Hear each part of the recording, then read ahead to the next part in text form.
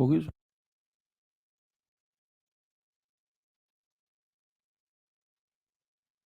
Hello hello hello hello hello. Live mike on. Live.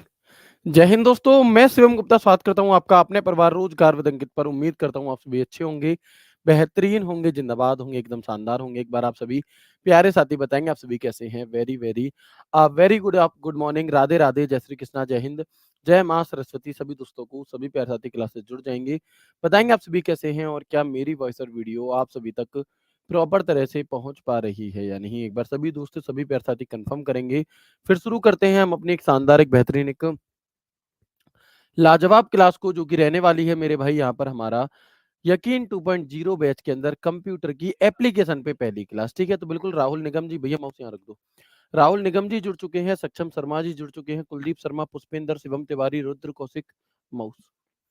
ठीक है, बिल्कुल सानिया जी जुड़ चुकी हैं। सभी दोस्त एक बार जल्दी से क्लास से जुड़ेंगे, बताएंगे मेरी वॉइस और वीडियो क्लियर है। जगसीर, धर्मवीर, मोनू, समीक्षा, अलका, तेजदर, फरमान, प्रियंका, ज्योति, साजिया, वीर, प्रिया, अमन, हर्ष, शिवम यादव, उदय, गीता, अंशिका, आयुषी, आदित्य, प्रीतीश, जतिन।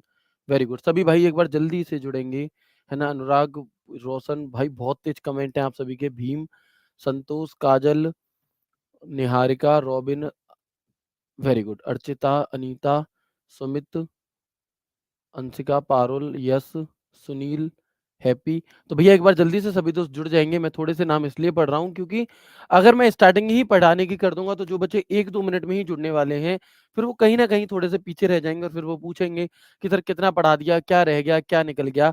तो इसलिए हम यहाँ पर क्या करेंगे मेरे भाई, इसलिए हम यहाँ पर थोड़ा सा 1 मिनट रुकेंगे। आप मुझे बता दो तब तक कि आप सभी कैसे हैं। आपके कमेंट की जो रफ्तार है वो शताब्दी एक्सप्रेस बुलेट ट्रेन से भी तेज है और एकदम गजब, है ना। मेरे लिए कमेंट पढ़ पाना बहुत ज़्यादा मुश्किल हो रहा है, आप सभी के नाम पढ़ पाना।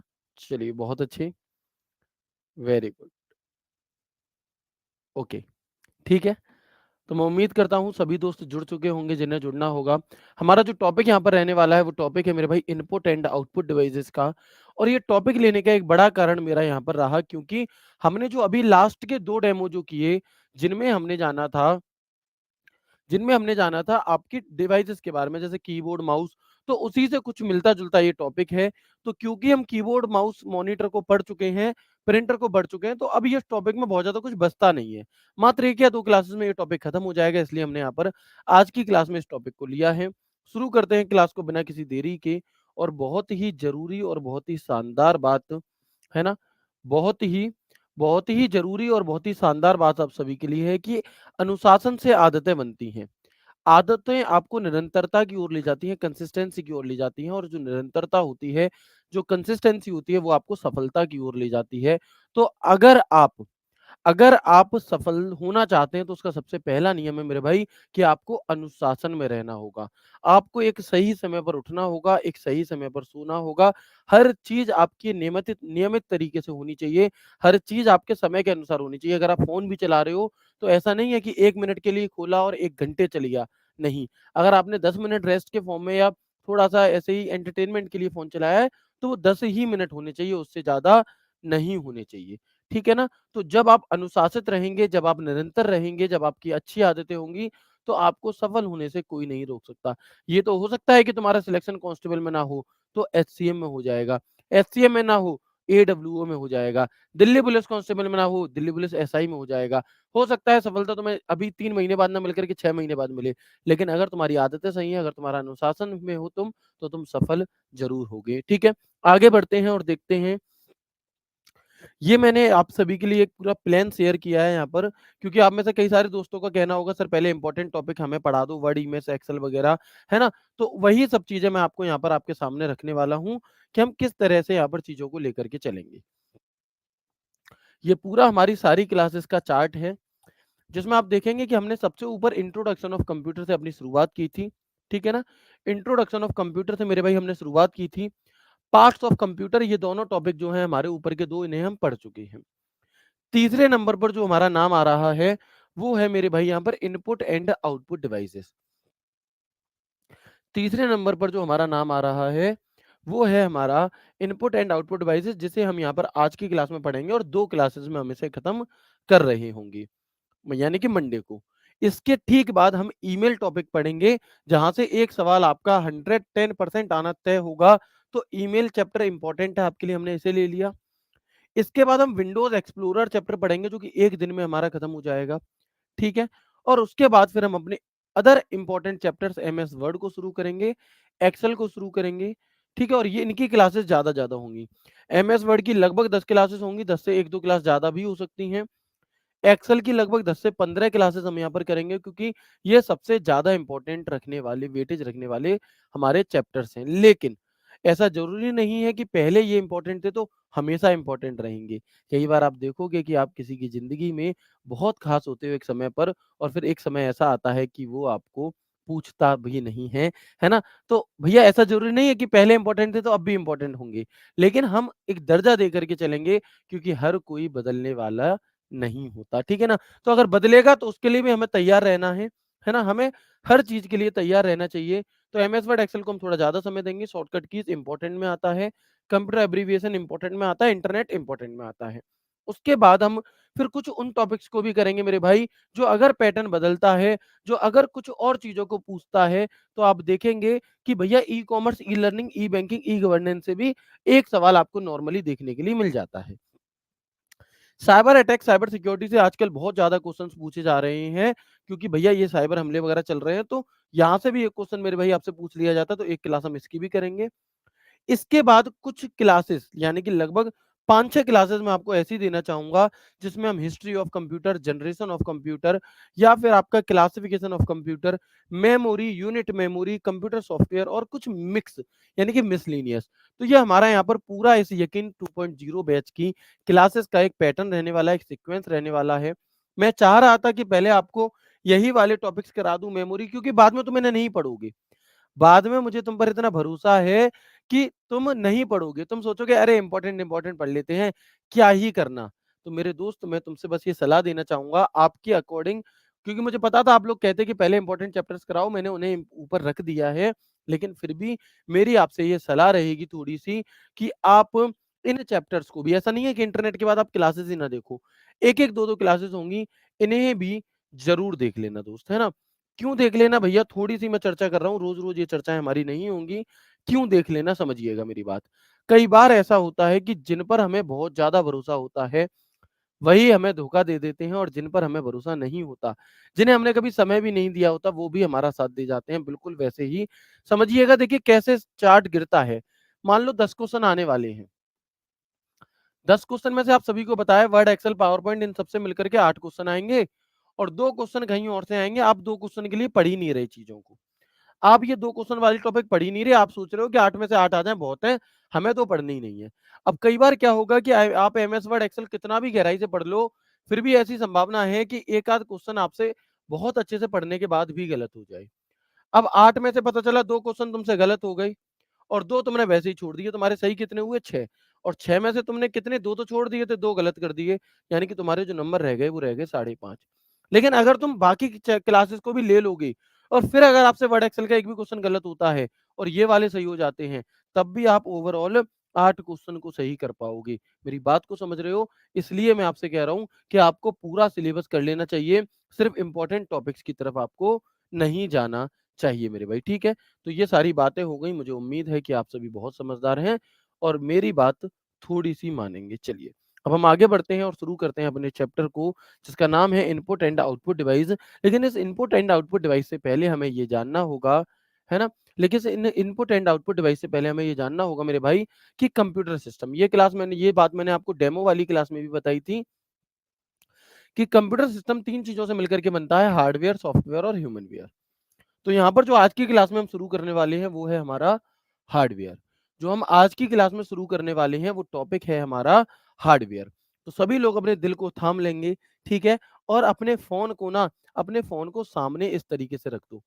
लैंडस्केप फॉर्म में रख दो। जब मैं तुमसे कहूँगा कि बताओ मुझे, तभी फ़ोन उठा कर के यस या जो भी कुछ मैं पूछूँ वो बताना। तब तक आपका जो फ़ोन है वो आपके सामने ऐसा होना चाहिए, ना कि ऐसे। आप हर टाइम अपने मतलब सामने बिल्कुल ध्यान से, आपको कोई नोट्स नहीं बनाने, कुछ नहीं करना।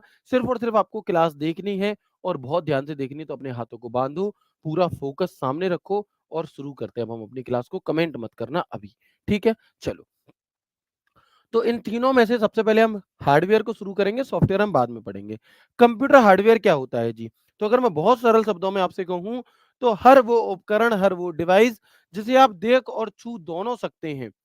हर वो उपकरण, हर वो डिवाइस जिसे आप देख और छू दोनों सकते हैं, क्या कहलाती है? कंप्यूटर हार्डवेयर होती है। जैसे कि ये माउस है भैया, माउस। इस माउस को मैं छू पा रहा हूँ, देख पा रहा हूँ। जी हाँ, देख भी पा रहा हूँ, छू भी पा रहा हूँ। यानी कि ये क्या है? ये एक कंप्यूटर हार्डवेयर का उदाहरण है। ओके। माइक्रोफ़ोन, देख पा रहा हूँ, छू पा रहा हूँ। ये जो माइक है मेरा, इसे मैं देख भी पा रहा हूँ और छू भी पा रहा हूँ। यानी कि ये क्या है? हार्डवेयर है मेरे भाई। ठीक है? ये क्या है दोस्त? हार्डवेयर है।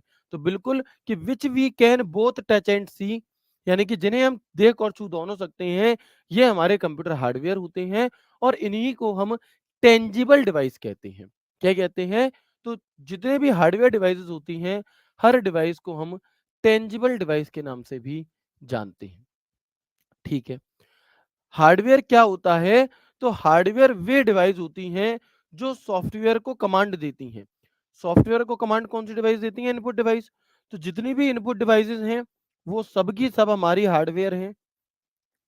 और या सॉफ्टवेयर की कमांड पर काम करती हैं।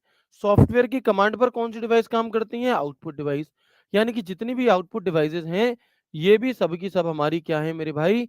ये भी सब की सब हमारी हार्डवेयर होंगी। तो devices that gives command to the software और work on the commands on the software are called hardware. हर वो उपकरण जिसे हम देख और छू सकते हैं, सीपीयू भी हार्डवेयर है, बिल्कुल सीपीयू भी हार्डवेयर है।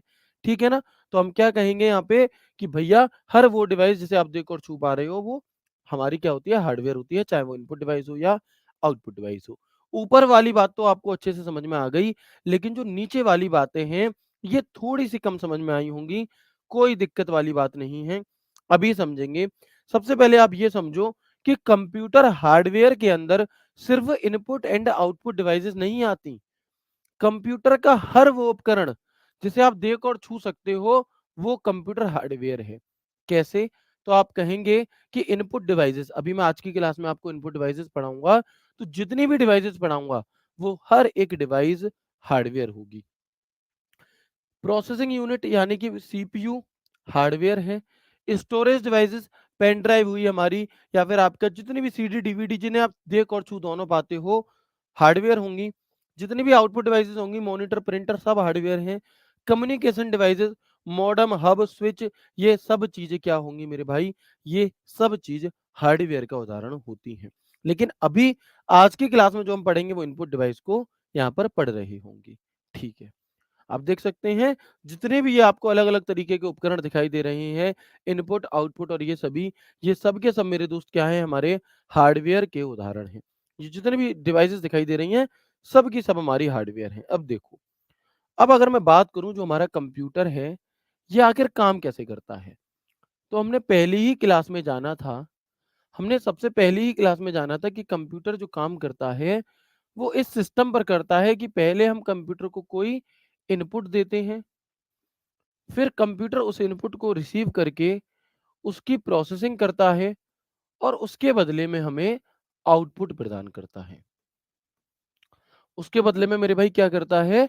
तो हम कहेंगे उसके बदले में हमें ये आउटपुट देता है। ठीक है? तो अब बात आती है कि भैया इनपुट क्या चीज़ है? देखो, बहुत हिसाब से समझना, जो कंप्यूटर है दोस्त, वो आपकी या मेरी भाषा समझ लेगा या नहीं समझेगा? तो हम कहेंगे नहीं समझेगा।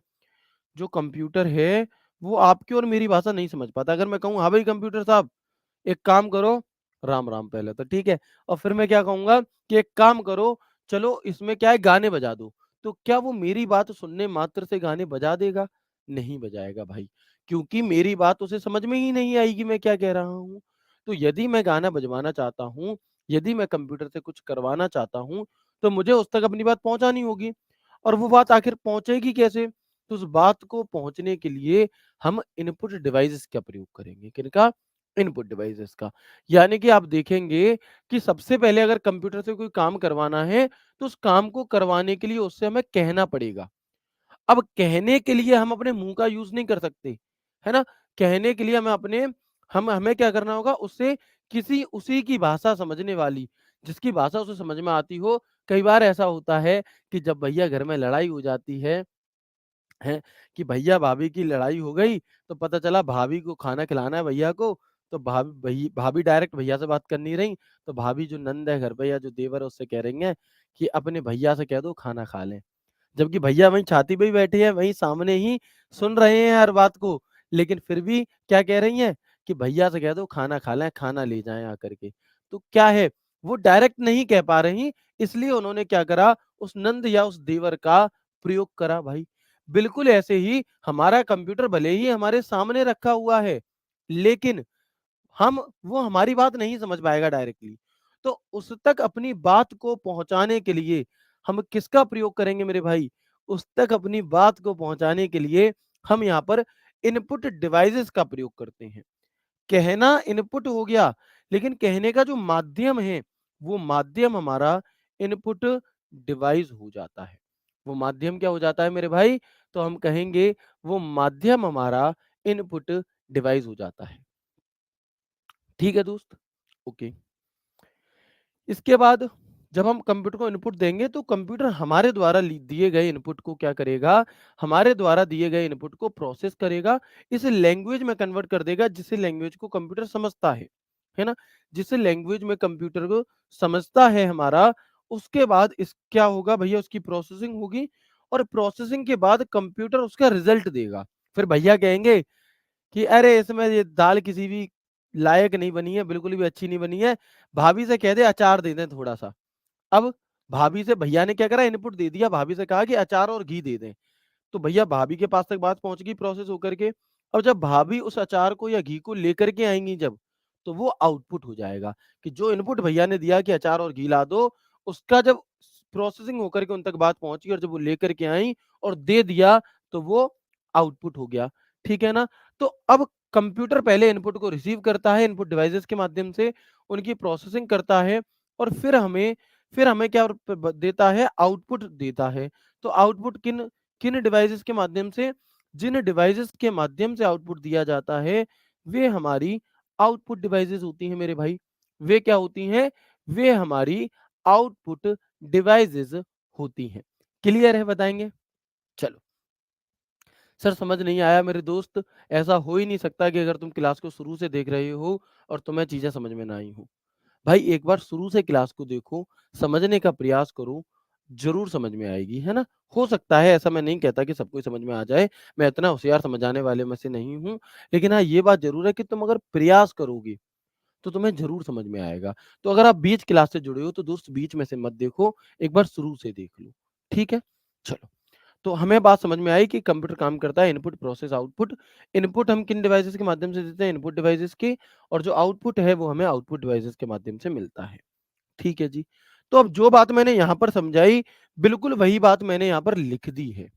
जो बात मैंने आपको बोल करके जो बात मैंने अभी छोटे से फॉर्मेट में समझाई, वही बात मैंने मेरे भाई आपको यहाँ पर लिख दी है। तो आप देखेंगे कि यूजर द्वारा कंप्यूटर को जो आदेश, निर्देश, निवेश, संकेत, इंस्ट्रक्शंस कुछ भी कह दिया जाए, दिए जाते हैं वो इनपुट कहलाते हैं। इनपुट क्या है? तो यूजर के द्वारा जो बात सामने वाले तक यानी कि कंप्यूटर तक कही जाती है, वो बात को रखना इनपुट है। ठीक है? इनपुट वे संकेत होते हैं जो बाहरी दुनिया से कंप्यूटर तक पहुँचते हैं। भाई बाहरी दुनिया कौन है? बाहरी दुनिया यानी कि कंप्यूटर के बाहर आप और हम बैठे हैं, तो बाहरी दुनिया आप और हम हो गए, है ना? तो आपके और हमारे द्वारा जो इंस्ट्रक्शंस कंप्यूटर तक पहुँच रहे हैं, वे इनपुट हैं, ठीक है? तो इनपुट्स आर सिंगल्स नहीं सिग्नल्स है ना? ठीक है? चलो भाई, ये बड़ी समस्या है सिंगल्स वाली, इसे हम क्या कहेंगे? सिग्नल्स कहेंगे। तो हम कहेंगे कि input are the signals that the computer receive from the outside world. Computer की दुनिया के बाहर से जो इंस्ट्रक्शंस मिल रहे हैं, वो हैं मेरे भाई, ठीक है? The user needs an input device to talk to the computer. यही बात तो मैंने आपको बताई कि उपयोगकर्ता को कंप्यूटर से बात करने के लिए इनपुट डिवाइस की आवश्यकता होती है। अगर मुझे कंप्यूटर से कोई बात करनी है, तो वो डायरेक्टली नहीं समझेगा, मेरी बात नहीं सुनेगा। उस तक अपनी बात पहुँचाने के लिए हमें इनपुट डिवाइस की ज़रूरत पड़ती है। ठीक है जी। मैं उम्मीद करता हूँ ये जो भी बातचीत यहाँ पर लिखी है, ये आपको ऑलरेडी सब कुछ पता था और इसमें कोई भी दिक्कत नहीं होगी। ठीक है? चलो, तो बताएँगे मेरे भाई एक बार बात क्लियर है? जी, बिल्कुल क्लियर है। तो ये तो हो गया इनपुट, अभी तक हमने बात करी इनपुट की। अब इनपुट डिवाइस क्या है? तो जिन डिवाइसेज़ के माध्यम से हम इनपुट देते हैं, वो सभी की सभी इनपुट डिवाइसेज़ हैं मेरे भाई, है ना? तो हम देखेंगे कि कंप्यूटर को डेटा और कमांड देने वाली डिवाइसेज़ क्या कहलाएँगी? इनपुट डिवाइस कहलाएँगी। इनपुट डिवाइस यूज़र डेटा को स्वीकार करती हैं। Input devices accept user data, जो यूज़र ने डेटा दिया उसे एक्सेप्ट करके कंप्यूटर तक पहुँचाएँगी और इनपुट डिवाइस कंप्यूटर को डेटा प्राप्त करने में मदद करेंगे। यानी कि आपसे डेटा को लेकर के कंप्यूटर तक उस डेटा को पहुँचाने में मदद करती हैं। कौन? Input devices. तो input devices help the computer to receive data, to receive data. अब एक बार मुझे बता देंगे कि अभी तक जो भी बातचीत हमने करी, शुरू के कुछ मिनट में, क्या ये सारी बात आपको समझ में आ गई? यस और नो करके बता दीजिए। ठीक है भाई? यस और नो करके बता दीजिए। ठीक है, एक बार आप सभी दोस्त मुझे बताएँगे, चलो। एक चीज़ मैं आपको आज पहली क्लास एप्लीकेशन की समझाना चाहूँगा कि अपने आप को ना बिना मतलब के डाउट के जंजाल में मत फँसना कभी भी, जो कि आप हमेशा करते हो। क्योंकि समय बीत जाएगा, डाउट बने रह जाएँगे, सिलेक्शन नहीं हो पाएगा। बिना मतलब के डाउट मत बनाना, ठीक है ना? जैसे मुझसे पूछा जाता है कि सर क्या ओबीसी का कास्ट सर्टिफिकेट चल जाएगा सेंट्रल लिस्ट वाला? कि हाँ, मैंने कह दिया यस चल जाएगा। फिर क्या होगा कि सर पक्का चल जाएगा ना? अब मैं जब तक पक्का चल जाएगा ना का रिप्लाई नहीं दे रहा, तब तक भाई साहब या बहन जी का मन ही नहीं लग रहा पढ़ाई में, जबकि मैं जवाब दे चुका हूँ। तो ऐसे ही मैं आपको स्ट्रेटजी वीडियो बना करके जवाब दे चुका हूँ कि नोट्स अगर आपने पहले कभी बनाए हुए हैं, अगर आपने पहले कभी भी मुझसे पढ़ कर के नोट्स बनाए हैं, चाहे वो परिणाम बैच हो, चाहे वो परिश्रम बैच हो, चाहे वो यकीन बैच हो, या फिर कोई हरियाणा सीईटी और कोई भी दुनिया का पेपर हो जिसमें मैंने पढ़ाया और मेरे अगर आपने नोट्स बनाए हैं, तो आपको नोट्स नहीं बनाने। आपको बस उन नोट्स को अपने सामने रखना है, जो भी नई जानकारी, नया फैक्ट मिले उसे आपको नोट डाउन कर लेना है, ठीक है? उसे नोट्स को आपको उस पॉइंट को आपको नोट डाउन कर लेना है, अलग से नहीं बनाने। वो दोस्त जिन्होंने अभी तक नोट्स नहीं बनाए हैं और वो पहली-पहली बार चीज़ों को पढ़ रहे हैं, तो मैं कहूँगा कि आपको हैंड रिटन नोट्स की पीडीएफ मिलेगी। फिर भी अगर आप बनाना चाहते हो तो अपने अकॉर्डिंग, अपनी सुविधा के अनुसार जिन्हें आप समझ पाओ, शॉर्ट नोट्स बना लो। और वो भी ना बनाना चाहो तो कोई दिक्कत नहीं है, वर्ड, एक्सेल वगैरह के बना लेना, इनके मत बनाओ, बस क्लास को ध्यान से देख लो। ठीक है दोस्त? तो प्लीज़ ये बातें रोज़-रोज़ बताने वाली नहीं होती और ना ही इनका कोई अर्थ है। तुम खूब नोट्स बना लो और तुम पढ़ो मत, तुम रिवीज़न मत करो, तुम्हारा सिलेक्शन नहीं होगा। और तुम नोट्स मत बनाओ लेकिन तुम अच्छे से मेहनत करो, अच्छे से रिवीज़न करो, प्रैक्टिस करो, तुम्हारा सिलेक्शन हो जाएगा। तो नोट्स बनाने ना बनाने से, पीडीएफ से सिलेक्शन नहीं होते, सिलेक्शन होते हैं एट द एंड आपकी पढ़ाई से। ठीक है? तो इसलिए मैं आपको ये सब बातें बता रहा हूँ कि आप नोट्स बनाना चाहो तो बना लो, नहीं बनाना चाहो तो मत बनाओ, कोई दिक्कत नहीं है। अपने अकॉर्डिंग देखो तुम्हारी क्षमताएँ कितनी हैं, तुम्हें कितनी चीज़ें समझ में आती हैं, तुम किस तरह से, मतलब आपको अगर बिना लिखे भी याद हो जाता तो ठीक है। कुछ लोगों को नहीं, मुझे तो बाद में रिवाइज़ करने के लिए भाई मैं तो सीरियस हूँ, मैं मेहनत थोड़ी एक्स्ट्रा कर लूँगा, आधे घंटा एक्स्ट्रा लिख लूँगा, लेकिन मैं नोट्स बनाऊँगा। तो बनाओ, अच्छी बात है, नोट्स बनाना ओवरऑल जो है वो अच्छी बात है। लेकिन मैं ये नहीं कहूँगा कि तुम बनाओ ही बनाओ, अपने स्तर से देखो, ठीक है? चलो, उम्मीद करता हूँ भाई अब ये डाउट आप लोगों का बिल्कुल भी किसी भी प्रकार का नहीं आएगा। कुछ दोस्त ऐसे कहते हैं कि सर जो चीज़ें आप हमें पढ़ा रहे हैं ये आपकी बुक्स में नहीं दी गई। मेरे भाई बुक बिल्कुल दिल्ली पुलिस ओरिएंटेड बनाई गई है। मैं आपको कुछ चीज़ें एक्स्ट्रा इसलिए पढ़ा करके चल रहा हूँ कि एक आध परसेंट कुछ आ जाए तो, ठीक है ना? लेकिन इसका मतलब ये नहीं है कि बुक अधूरी है, बुक अपने आप में सफिशिएंट है, ठीक है ना? तो इसलिए उससे आपको परेशान नहीं होना। अब हम आगे बढ़ते हैं, यहाँ तक की बात हमें हो चुकी है क्लियर। अब हम जानते हैं कि आखिरकार कौन-कौन सी डिवाइसेज़ ऐसी हैं जो इनपुट डिवाइस होती हैं, ठीक है ना?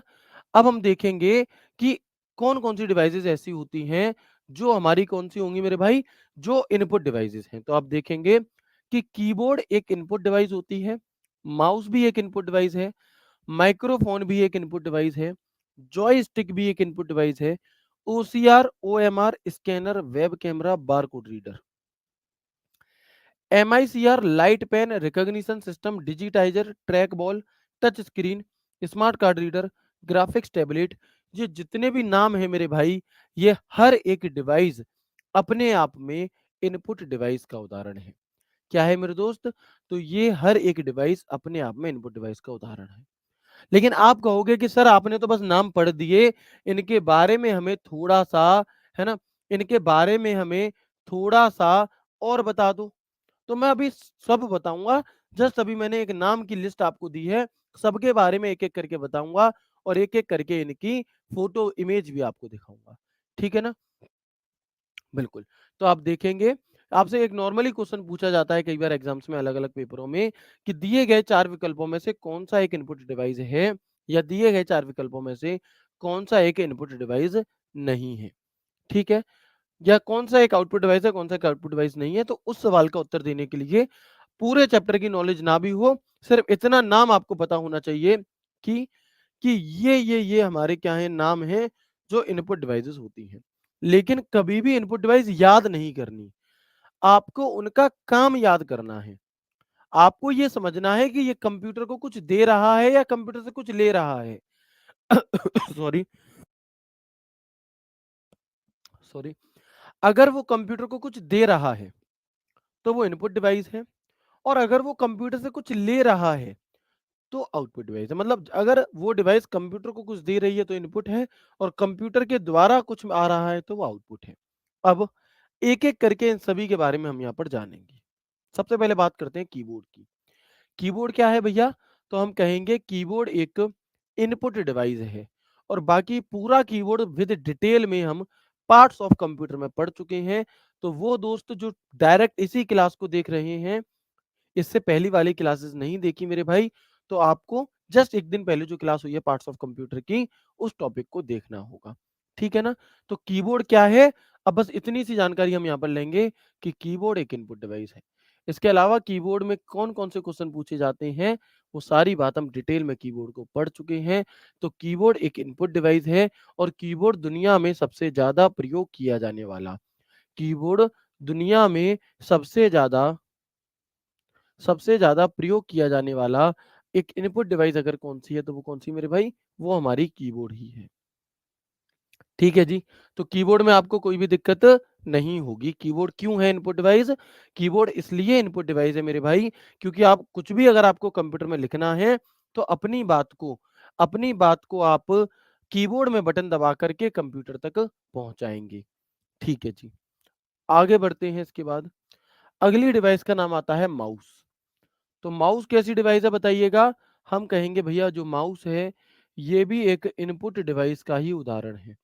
जो माउस है, ये भी एक इनपुट डिवाइस है, बस। माउस कितने प्रकार के होते हैं, कितने बटन हैं, सब कुछ हम पार्ट्स ऑफ कंप्यूटर वाले में पढ़ चुके हैं, तो कोई दिक्कत नहीं आएगी। ठीक है जी। बस हमें इनके नाम और इनके काम को समझना है। क्यों कहते हैं हम माउस को इनपुट डिवाइस? क्योंकि हम अपने माउस के ज़रिए कंप्यूटर के अंदर जो क्या है, जो कर्सर है, उसे कंट्रोल करते हैं। तो कंप्यूटर के अंदर मतलब इंस्ट्रक्शन देना है हम किससे देंगे मेरे भाई? हम माउस से ही देंगे। ठीक है दोस्त? चलो। ट्रैक बॉल, ट्रैक बॉल भी मैं आपको बता चुका हूँ कैसी डिवाइस है, तो हम कहेंगे ट्रैक बॉल भी एक इनपुट डिवाइस का ही उदाहरण है, जिसके ऊपर उँगली से हमें इस बॉल को घुमाकर कंट्रोल करना होता है। तो ट्रैक बॉल भी कैसी है हमारी एक इनपुट डिवाइस का उदाहरण है। फ़ोटो देखने से क्या होगा कि आप इन्हें कभी भी भूलोगे नहीं, कभी भी नहीं भूलोगे आप इन्हें। ठीक है ना दोस्त? तो ये क्या है ट्रैक बॉल हमारी एक इनपुट डिवाइस का उदाहरण हो जाती है। इसके बाद एक नाम आता है जॉयस्टिक। जॉयस्टिक कैसी डिवाइस है भैया? तो आप सभी ने बचपन में गेम खेले होंगे, है ना? अब जैसे जो नई जनरेशन आ रही है, वो भैया ये वाले गेम नहीं खेल रही, क्योंकि उनके फ़ोन में ही बचपन से ही फ़ोन मिल जाता है। लेकिन हमारे समय पर क्या होता था या आपके समय पर भी क्या होता था, जो 2000 के एप्रॉक्स के बच्चे होंगे, उनके में क्या होता था कि इस टाइप के आप लोगों ने गेम खेले होंगे, वीडियो गेम्स जिन्हें हम कहते हैं, मारियो, टेकन 3, है ना? ऐसे अलग-अलग कार वाले गेम होते थे इस टाइप के। बिल्कुल। तो हम आगे बढ़ेंगे, तो जॉयस्टिक कैसी डिवाइस है सबसे पहले तो जॉयस्टिक एक इनपुट डिवाइस है और जॉयस्टिक का प्रयोग किस लिए किया जाता है? तो हम कहेंगे कि जो जॉयस्टिक है मेरे भाई, इसका प्रयोग आप और हम किस लिए करते हैं? गेम खेलने के लिए करते हैं। इसका प्रयोग गेम खेलने के लिए किया जाता है। इसका जो प्रयोग है ना दोस्त, वो हमारा गेम खेलने के लिए किया जाता है। इसमें ऐसी अलग-अलग तरीके की होती हैं, ये वाली भी जॉयस्टिक है और ये भी हमारी जॉयस्टिक है। कोई दिक्कत नहीं है, आगे बढ़ेंगे। तो देखो चाहे तो माउस हो या ट्रैक बॉल हो या जॉयस्टिक हो या टच पैड हो, इन सभी को हम पॉइंटिंग डिवाइस कहते हैं, क्योंकि ये या तो किसी न किसी कर्सर को कंट्रोल कर रही हैं या किसी न किसी गाड़ी जो चल रही है उसे कंट्रोल कर रही हैं। ठीक है ना? तो हम क्या कहेंगे, ये हमारी जॉयस्टिक कैसी डिवाइस है, इनपुट डिवाइस है जिसका प्रयोग गेम खेलने के लिए मेरे भाई किया जाता है। ठीक है जी। आगे हम बात करते हैं इसके बाद कि बीसीआर क्या चीज़ है भैया, बीसीआर, है ना? बिल्कुल। बीसीआर क्या चीज़ है मेरे भाई? तो हम कहेंगे कि जो बीसीआर है इसकी फुल फॉर्म होती है बारकोड रीडर।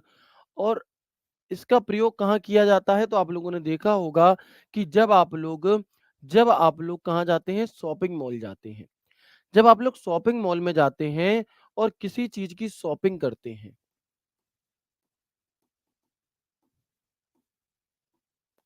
तो शॉपिंग मॉल वगैरह में जब आप जाते हो और वहाँ पर आप शॉपिंग करते हो, उसके बाद आप क्या करोगे?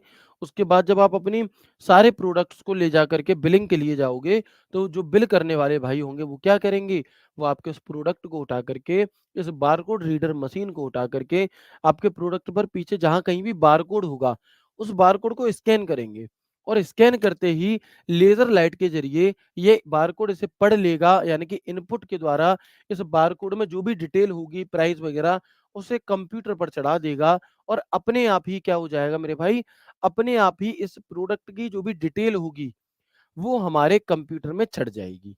तो ये हमारा बारकोड रीडर है, जिसका प्रयोग कहाँ किया जाता है मेरे भाई? ये हमारा बारकोड रीडर है और जिसका प्रयोग शॉपिंग मॉल वगैरह में बिल वगैरह बनाने के लिए किया जाता है। That's it, clear?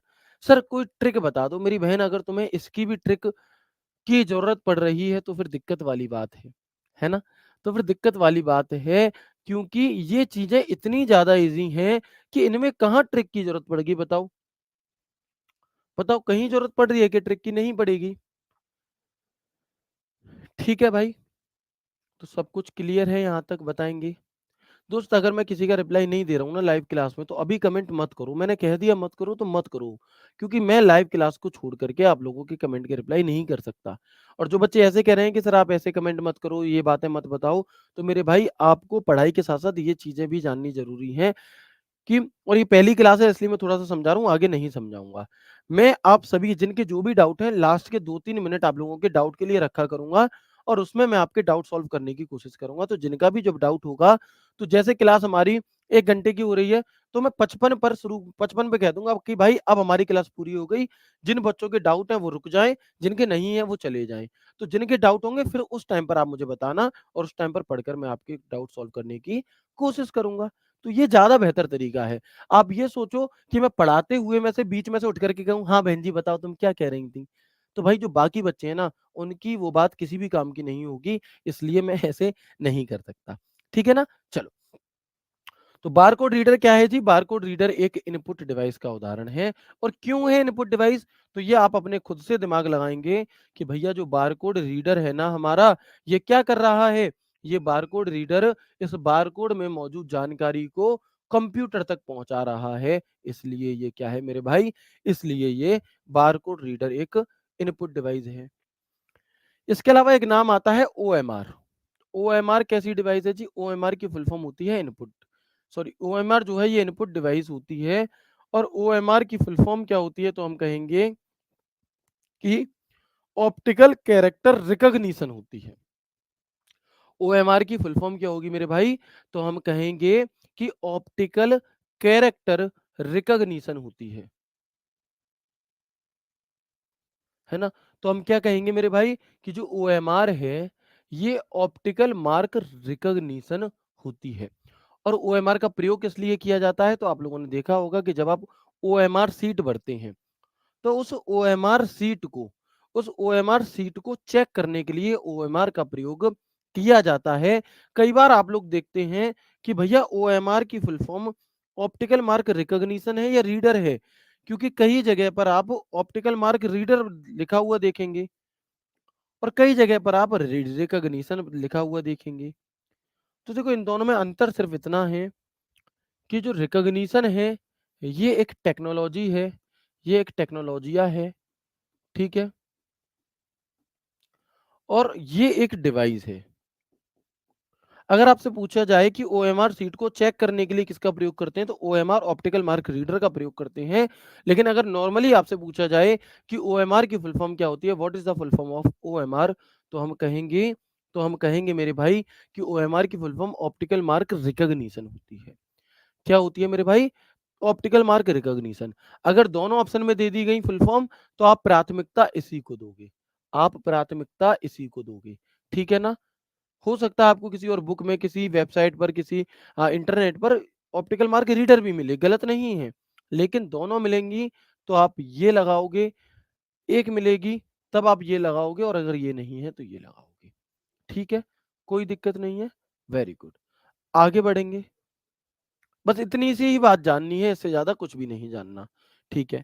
इसके बाद एक अगला नाम आता है हमारा ठीक इसी प्रकार से एमआईसीआर का, है ना? एक अगला नाम आता है मेरे भाई हमारा एमआईसीआर का। एमआईसीआर क्या है? तो इसकी फुल फॉर्म होती है मैग्नेटिक इंक कैरेक्टर रिकॉग्निशन।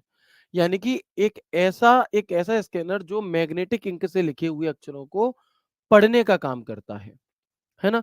तो आप क्या कहेंगे मेरे भाई, जैसे जो चेक होता है ना, चेक, तो चेक पर यहाँ पर चेक नंबर के बाद में एमआईसीआर कोड लिखा होता है। कौन सा कोड? एमआईसीआर कोड मेरे भाई आपका लिखा होता है। तो वही बात यहाँ पर लिखी है कि मैग्नेटिक इंक से लिखे नंबर और कैरेक्टर को पढ़कर कंप्यूटर तक डेटा पहुंचाता है, और इसका प्रयोग अधिकतम बैंकों में किया जाता है। तो it reads number character written in magnetic ink and transmits data to the computer. It is used in the most of the bank. यानी कि इसका जो प्रयोग है मेरे भाई, इसका जो प्रयोग है वो हमारा कहाँ पर किया जाएगा? इसका जो प्रयोग है वो बैंकों में किया जाता है। ठीक है? इनका प्रयोग कहाँ किया जाता है? बैंकों में। आप देख सकते हैं कि जब आप बैंक में कोई बड़े अमाउंट का चेक लेकर के जाते हैं, तो उस चेक को वो वेरीफाई करते हैं, है ना? उस चेक को वो वेरीफाई करते हैं किसके द्वारा? MICR, magnetic ink character recognition के द्वारा। और ये एमआईसीआर कैसी डिवाइस है? तो हम कहेंगे एमआईसीआर इनपुट डिवाइस है। कैसी है? इनपुट। क्योंकि ये जो कैरेक्टर लिखे हैं, इन्हें कंप्यूटर तक पहुंचाने के लिए ये काम कर रही है, इनपुट डिवाइस है। इसके बाद एक अगला नाम आता है ओसीआर का। इसके बाद एक अगला नाम आता है मेरे भाई किस चीज का? ओसीआर का। ओसीआर क्या चीज है भैया? तो ओसीआर की फुल फॉर्म होती है optical character recognition. Optical character recognition. और ओसीआर भी एक इनपुट डिवाइस है। ओसीआर कैसी डिवाइस है मेरे भाई? तो हम कहेंगे कि जो ओसीआर है, ये एक इनपुट डिवाइस का उदाहरण है।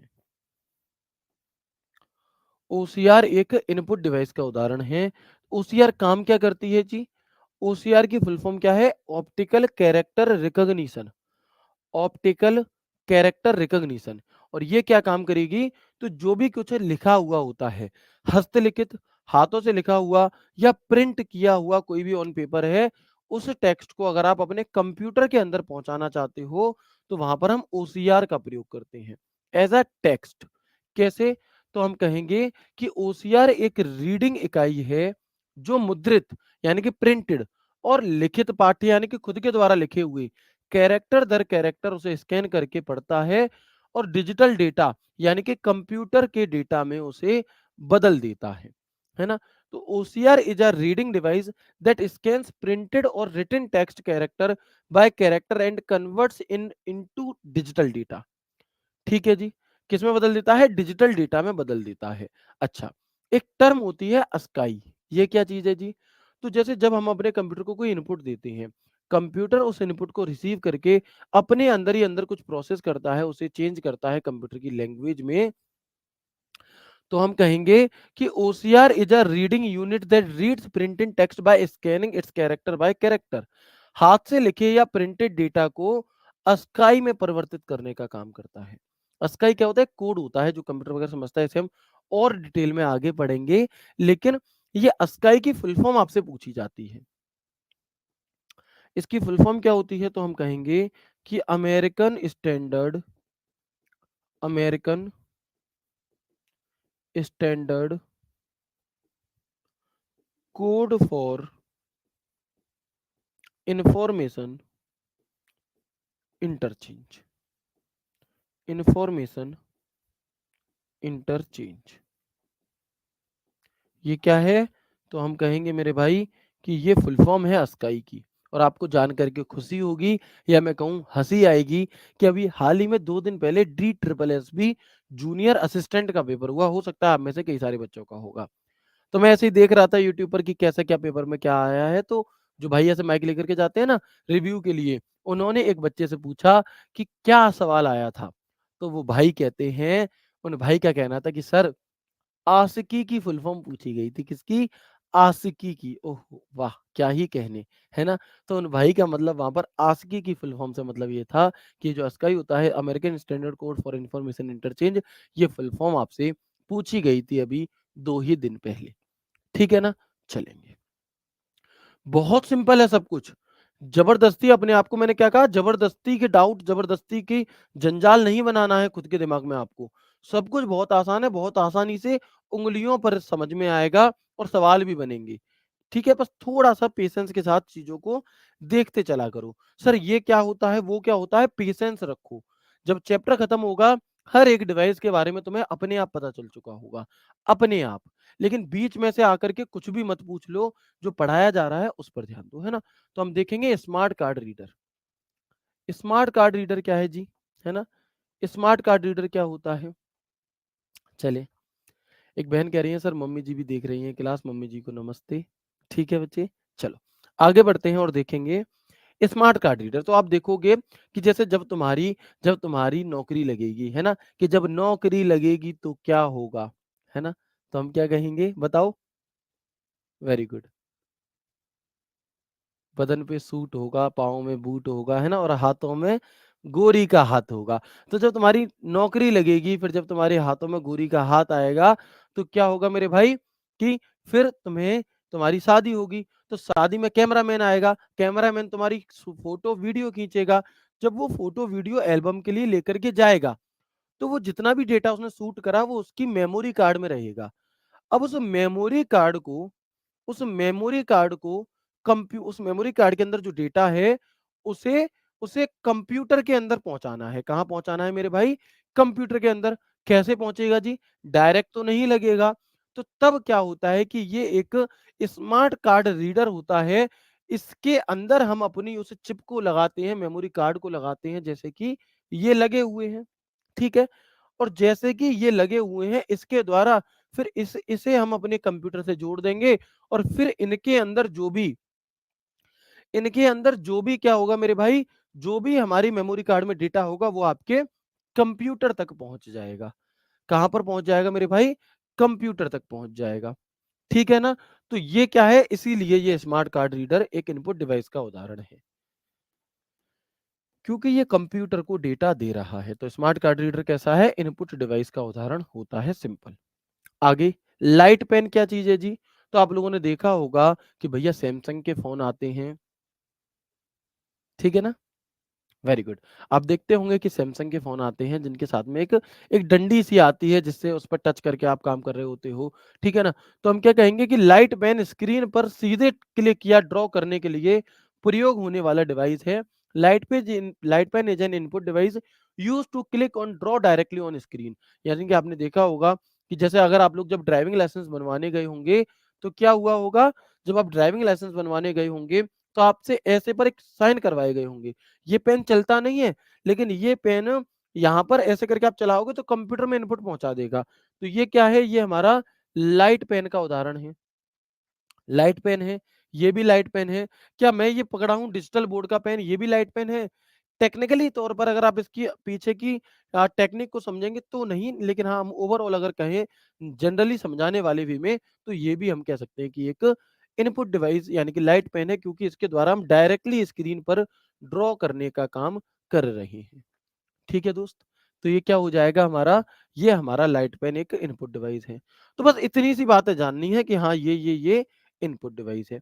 इसके बाद एक नाम आता है डिजिटाइज़र, या एक नाम आता है मेरे भाई ग्राफिक्स टैबलेट। डिजिटाइज़र या फिर ग्राफिक्स टैबलेट। तो ड्राइंग बनाने के लिए फोटो आदि को डिजिटल सिग्नल में परिवर्तित करता है और ये कलाकारों को हाथों से इमेज और ग्राफिक्स बनाने में मदद करता है और ये भी एक इनपुट डिवाइस है। मतलब कैसे, अभी फोटो के माध्यम से बहुत अच्छे से समझोगे। Converts drawing photo into ETC into digital signal, it's help the artist to make image and graphics by hand.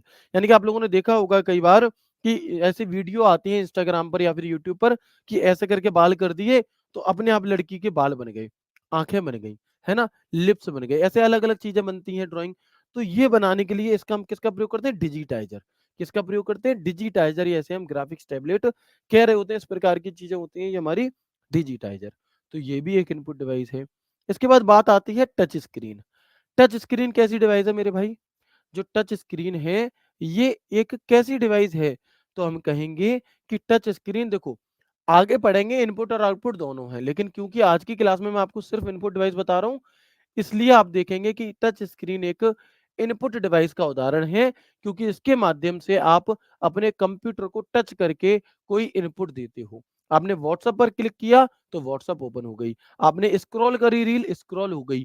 तो इनपुट आप किससे दे रहे हो, टच स्क्रीन से। तो टच स्क्रीन एक इनपुट डिवाइस है। आउटपुट भी है, लेकिन वो कल की क्लास में जब आउटपुट बताऊंगा तब जानेंगे, ठीक है। ओके। इसके अलावा आप देखेंगे माइक्रोफोन, है ना। माइक्रोफोन क्या है मेरे भाई, तो आवाज यानी कि साउंड को इलेक्ट्रिकल सिग्नल में बदलकर कंप्यूटर तक भेजता है कौन, माइक्रोफोन। और माइक्रोफोन कैसी डिवाइस है मेरे भाई, एक बात बताओ, मैं कुछ बोल रहा हूं तो मेरी आवाज को रिसीव करके आप तक पहुंचा रहा है, तो ये क्या है मेरे दोस्त, तो ये भी तो एक इनपुट डिवाइस ही है। ये भी तो एक इनपुट डिवाइस ही है। आप देख सकते हैं कि ये मैडम जो माइक लगाई है, यानी कि ये जो भाई आपका माइक लगाया है, ये क्या है, ये जो माइक है, ये हमारा इनपुट डिवाइस का उदाहरण है। किसका, ये हमारा इनपुट डिवाइस का उदाहरण है। और इस प्रकार के जो माइक होते हैं गाने वगैरह रिकॉर्ड करने के लिए, जैसे कि अगर आप देखोगे तो भैया इधर पश्चिमी यूपी में गाना चल रहा है कि ले लांगुरिया गोद में ले लांगुरिया, है ना। तो तो इस प्रकार के अभी जो भैया जो भी गाने वगैरह रिकॉर्ड होते हैं वो माइक में होते हैं, तो ये सभी की सभी हमारी माइक्रोफोन का उदाहरण होती हैं। ठीक है ना। चलो, इसके बाद आप देखेंगे इनपुट डिवाइस है, कोई दिक्कत नहीं है, बस नाम पता हो और उसका काम क्या है ये पता हो, इसके अलावा इनमें कुछ भी बहुत ज्यादा खास नहीं है। ठीक है ना। आगे बढ़ते हैं और देखेंगे बायोमेट्रिक सेंसर। बायोमेट्रिक सेंसर कैसी डिवाइस है जी, तो हम कहेंगे कि जो बायोमेट्रिक है वो हमारी इनपुट डिवाइस की उदाहरण होती है। किसका, तो हम कहेंगे कि जो बायोमेट्रिक है वो हमारा इनपुट डिवाइस का उदाहरण होता है। ठीक है। अब बायोमेट्रिक भी अलग अलग तरीके की होती है। एक आपने देखा होगा कि भैया फिंगरप्रिंट वाली बायोमेट्रिक होती है, जिसका प्रयोग हम अटेंडेंस लगाने के लिए करते हैं स्कूल वगैरह में, कॉलेज वगैरह में। ठीक है ना। तो बायोमेट्रिक हमारी कौन सी हो गई, फिंगर वाली होती है। एक आंख वाली होती है भाई, कि जब आप आधार कार्ड बनवाने गए थे या जब आप यूपी ट्रिपल एस सी पेट का पेपर देने गए थे, है ना, जब आप यूपी ट्रिपल एस सी पेट का पेपर देने गए थे मेरे भाई, तो तब आपकी आंखों के पास ऐसे करके बायोमेट्रिक की गई होगी। इसके अलावा आप देखोगे कि फेस रिकॉग्निशन, ये भी एक बायोमेट्रिक होती है हमारी, जिसमें क्या होगा, जिसमें आपको, जैसे हमारे ऑफिस में जो प्रेजेंट लगाने का सिस्टम है वो इससे लगता है, फेस रिकॉग्निशन से। ठीक है ना। इसके अलावा वॉइस, आप लोगों ने देखा होगा अलेक्सा वगैरह को हम कुछ भी बोल देते हैं, हम कहते हैं ओपन द लॉक, तो उसने हमारी आवाज सुन करके लॉक को खोल दिया। तो ये सभी के सभी हमारे इनपुट डिवाइसेस के उदाहरण हैं और इनका प्रयोग सिक्योरिटी पर्पज से, अटेंडेंस के लिए, ऑथेंटिकेशन के लिए किया जाता है। और ये सभी के सभी क्या है हमारी मेरे भाई, तो हम कहेंगे कि ये सभी की सभी हमारी इनपुट डिवाइसेस का उदाहरण है। ठीक है भैया, यहां तक की भी बात हमें हो गई क्लियर। इसके बाद हम बात करते हैं स्कैनर।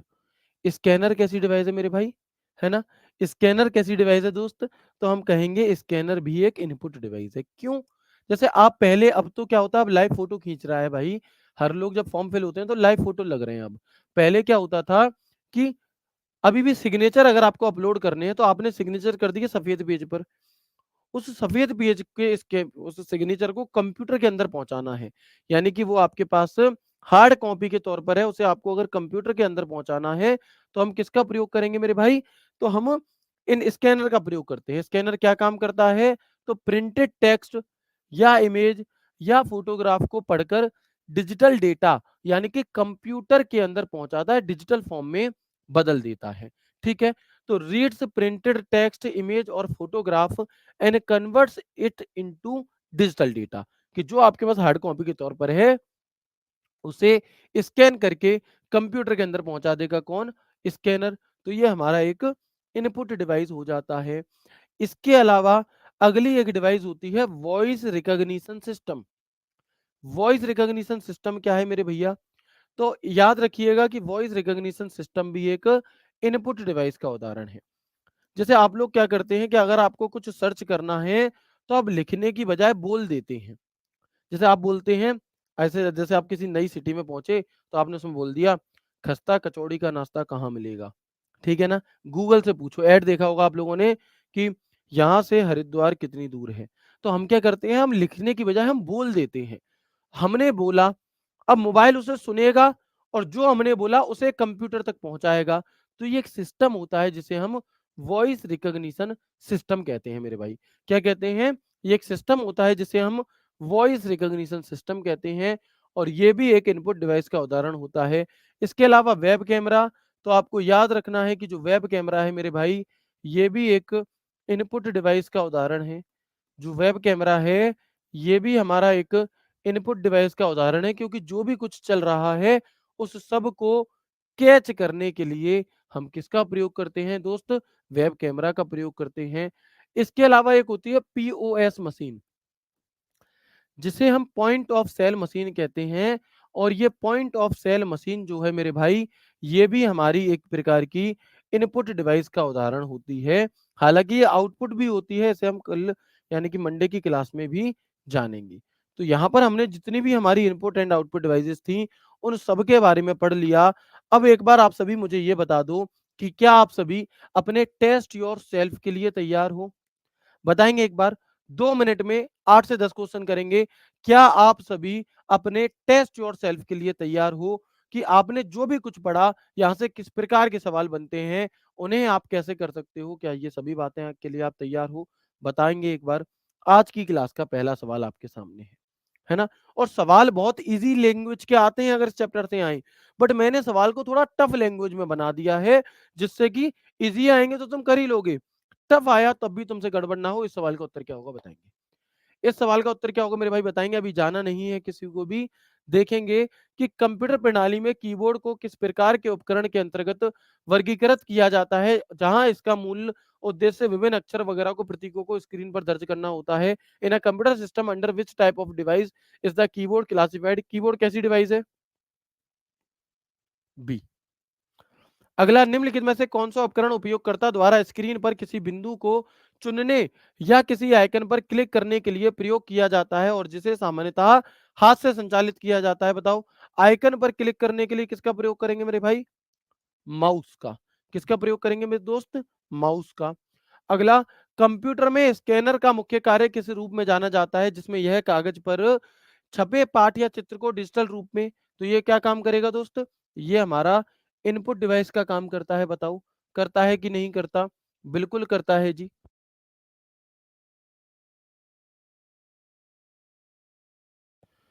ठीक है। अगला क्या है जी? ट्रैक बॉल नामक उपकरण किस प्रकार से माउस से भिन्न होता है, जहां इसमें गेंद को उंगलियों द्वारा घुमाकर कर्सर को नियंत्रित करने, ना कि उपकरण को हिलाकर? तो ये कैसी डिवाइस है हमारी? ये हमारी एक इनपुट डिवाइस है। बताएंगे 5। लाइट पेन नामक इनपुट उपकरण मुख्यतः किन कार्यों के लिए उपयोग किया जाता है, जहां उपयोगकर्ता सीधे मॉनिटर को, स्क्रीन को छूकर वस्तुओं का चयन कर सकता है अथवा चित्र बनाकर? बताओ, इसका उत्तर क्या होगा? For what purpose the input device is called light pen? तो लाइट पेन प्रिंटिंग करता है? नहीं। ऑडियो रिकॉर्ड करता है? नहीं। डेटा का बैकअप लेता है? नहीं। डायरेक्ट स्क्रीन पर इनपुट देता है। क्या? डायरेक्टली स्क्रीन पर इनपुट देने का काम करता है। अगला सवाल, जॉयस्टिक एक विशेष इनपुट उपकरण है जिसका प्रयोग प्राय वीडियो गेम्स और सिमुलेशन अनुप्रयोगों में किया जाता है। इसका कौन सा घटक कर्सर की दिशा और गति को नियंत्रित करता है? बताओ, कौन सा घटक? तो हम क्या कहेंगे? जॉयस्टिक। जॉयस्टिक में जो लीवर होता है ना, स्टिक जो होती है भैया, स्टिक से ही तो आप मूव करते हो इधर उधर। Option A. अगला सवाल, OCR. OCR refers to which type of input device? OCR इनमें से किस प्रकार की इनपुट डिवाइस है? बताओ। ओसीआर का प्रयोग आप और हम किस लिए करते हैं? इमेज को रिकॉग्निशन, इमेज को पढ़ने के लिए, ऑडियो के लिए, डेटा के लिए या टेक्स्ट के लिए? तो आप क्या कहेंगे मेरे भाई? आप कहिएगा कि जो ओसीआर है, इसका प्रयोग टेक्स्ट इनपुट मेथड के लिए किया जाता है। किसके लिए? टेक्स्ट इनपुट मेथड के लिए। अगला सवाल देखेंगे, क्वेश्चन नंबर 8 बताएंगे कि why is the microphone classified as an input device and what is the primary function?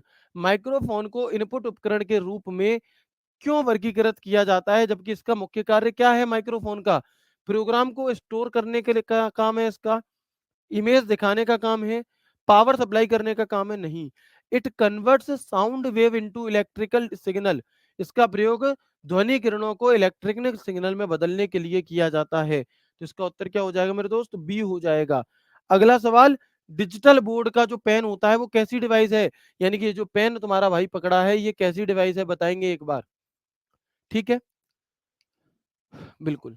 Sir OTR को लेकर के बहुत दिक्कत हो रही है, क्या करें? भाई अभी बताता हूँ, बस एक बार इस सवाल को देख लो, तो हम कहेंगे देखो डिजिटल बोर्ड ए। मेरी बात एक आपको ध्यान से सुननी होगी, 1 मिनट लूँगा मैं आपका, कि कई सारे बच्चों के साथ ओटीआर में समस्या हो गई है और ओटीआर की अब करेक्शन डेट आएगी या नहीं आएगी ये किसी को नहीं पता। क्योंकि इससे पहले कई बार ओटीआर में करेक्शन के लिए डेट आई थी, आप में से कई सारे दोस्तों को पता होगा। सबसे पहले मैंने वीडियो बना करके इंस्टाग्राम पर पोस्ट करके स्टोरी लगा करके आपको इन्फॉर्म किया था। लेकिन तब आप लोग एक्टिव नहीं थे और अब आप लोग सोच रहे हो कि क्या है? तो भर्ती बोर्ड के जो चेयरमैन हैं, उन्होंने ऐसा कहा है कि अक्टूबर में डेट आएगी। लेकिन कब आएगी आपको कैसे कैसे पता चलेगा? तो उसके लिए सबसे पहले मैं आपको यहाँ पर इन्फॉर्मेशन दे रहा हूँगा। इस क्लासेस में भी इन्फॉर्मेशन दे दूँगा मैं आपको, है ना? रोजगार विद अंकित का जो मेन इंस्टाग्राम चैनल है, वहाँ पर भी आपकी पोस्ट डल जाएगी, वहाँ पर भी स्टोरी डल जाएगी। शिवम गुप्ता आरडब्ल्यूए, ये मेरा इंस्टाग्राम चैनल है, इस पर भी मैं आपको क्या है, पोस्ट डाल करके यहाँ पर सबसे पहले सटीक जानकारियाँ दे देता हूँ।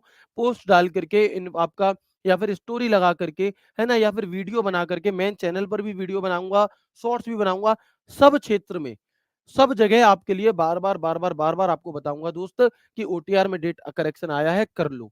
उस टाइम आपको अलर्ट रहना पड़ेगा, अगर तुम तब भी अलर्ट नहीं रहोगे, तो फिर मेरे भाई दिक्कत आ जाएगी, है ना? ऐसे ही मैंने पहले भी इन्फॉर्मेशन दी थी आप सभी को, लेकिन तुम क्या करते हो, तुम मेरे भाई बाकी तो दुनिया को मतलब फालतू की चीज़ें तो दुनिया भर की देखोगे, लेकिन जिनमें तुम्हें एक्टिव रहना चाहिए, उन चीज़ों में एक्टिव नहीं रहते हो, ठीक है? तो अभी बहुत ज़्यादा परेशान होने की ज़रूरत नहीं है आप लोगों को, जैसे ही डेट आएगी मैं आपको इन्फॉर्म करूँगा। Why is the touch screen classified as both an input device and an output device? Touch screen किस कारण से इनपुट डिवाइस के रूप में भी और आउटपुट डिवाइस के रूप में भी वर्गीकृत किया जाता है? Because it shows output and also takes input through touch. बिल्कुल ऑप्शन बी। तो ये थी हमारी आज की क्लास, ये है आप सभी का क्वेश्चन ऑफ द डे।